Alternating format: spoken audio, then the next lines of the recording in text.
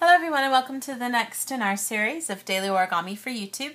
Today we're going to continue looking at some traditional origami and we're going to make a persimmon or a kaki, which we call in Japanese. It's a really popular fruit that usually you get around fall, wintry time of year. They're really yummy and they're a common image that you see in a lot of stuff. So I'm going to be using standard origami paper today, just 15 by 15 centimeter paper, and I'll show you guys what we're getting with the dimensions when we're finished. This is a three-dimensional object when you're done, so you won't be able to use it in greeting cards, but it does make a really cool decoration if you want to make your own origami fruit bowl. Then this would be a good thing to put in there. So persimmon are usually an orangish, kind of orange-red color, so I'm going to start off with some orange paper here, and with the color side facing up, what I want to do is make a square base. So I'm just going to start off first with my diagonal creases here. Get that folded in half. Do the same thing on this side. Once I've got those, then with the color side facing down, I'm going to fold in half both horizontally and vertically here so that I can get all my creases to make it a little easier to kind of smoosh down into the square base. So get all these guys folded over. Then looking at the color side facing up, I've got those mountain creases I just made. Pinch opposite sides and just kind of push into the center. Everything should sort of shimmy around until you can get this nice little diamond shape here, or a square, depending on how you look at it. That's where it gets its name. Now I want to make sure that I've got everything here so that those open flaps are facing up and my point that has no open flaps is facing down. And what I'm going to do is start off with this bottom right edge, and I'm just going to fold over into the center. And we're going to make a crease so that our squash fold here works a little easier. Open it up. Make sure that center is clear both when you fold to the left and to the right. And then you can just open up this whole flap here in the middle. Pop it out so that we can get that outer edge smushed down right into the center. And it should go fairly easily because you've got the crease made, so this side gets reversed and this side stays the same. Then we could take that flap from the left and push it over to the right, and that gives us a finished side. Now I just want to repeat that over here. So I can fold over first to the center, and then open it up. Make sure that the crease is good from left to right in the center. Pop open everything here in the middle, pushing down right in the center there so that we get it smushed down to create this nice kind of kite shape with the white on top and then the color on the bottom. Take the first layer and return it back over to the left side. Then we're just going to repeat those steps on this side. Now if you want, you can choose a different order to fold things in. It doesn't matter really if you want to put the creases first and then do the squash fold, that's fine too. There's no said rule of how to do this, but get both of those going, make sure that center crease is clear, and pop open the middle to squish it out.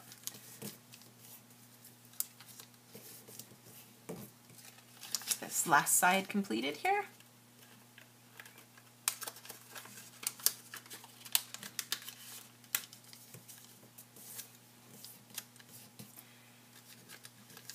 And so when you're finished, you should have, if you look from the sides, you should have 4 flaps on each side.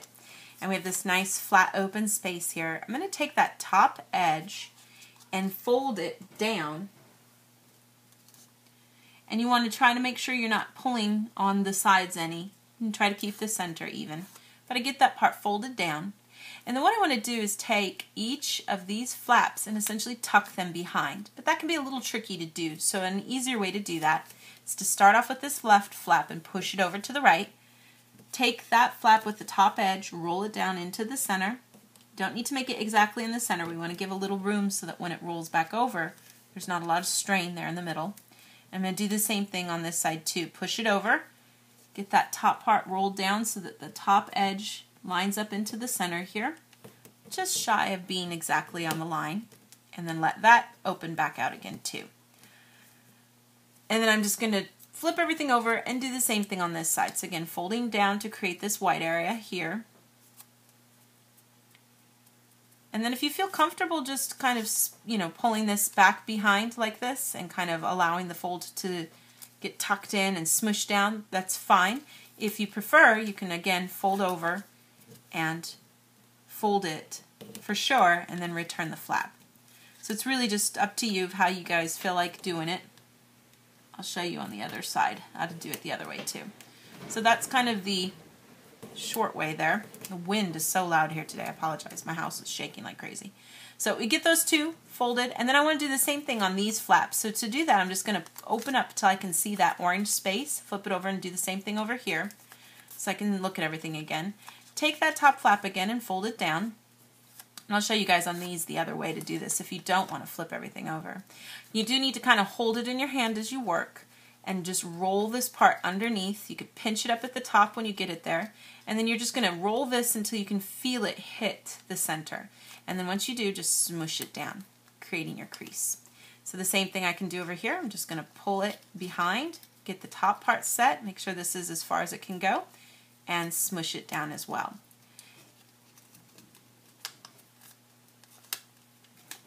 So that way, if you want to do it that way, you don't have to go through the extra step of folding the flaps over. It's sort of just a personal preference. Neither way is right or wrong.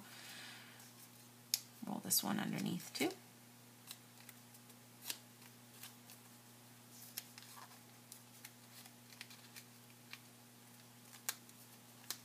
So you get all four of those sides folded over. Now we've got all of this here, and what I want to do is there's a little bit of a hole here. I'm going to blow into that, and this is all going to poof out to create our persimmon. So let me go ahead and put a little layer in here. So just at first glance, this is kind of what we're looking at, and you don't want to make it such a strong poof that you kind of make things fall apart as you do this. I want to find so that I can look at those flaps that I had, and these guys need to stay inside. So you can kind of find where those are, poof them out, keeping the folded flaps together, but finding the section that has that little white flap to pop out. And you should be able to get a shape here that keeps those parts folded in and allows these guys to stick out. And you can kind of push these out. This is how kind of like the hard leaves that actually rest right on top of the persimmon. These are usually a really dark green. So if you can find double-sided paper, they look really cool. But once you kind of get it like this, if you want to put a little more poof in there to just sort of make the rounded bottom parts the way you want it to be, that should give you your completed persimmon. Now I'll tell you guys the dimensions of this guy. He's about 6 centimeters by 5 centimeters about. Like I said, it looks really cool as a decoration in like a fruit basket if you're doing that. So about 6 centimeters wide and 5 centimeters tall.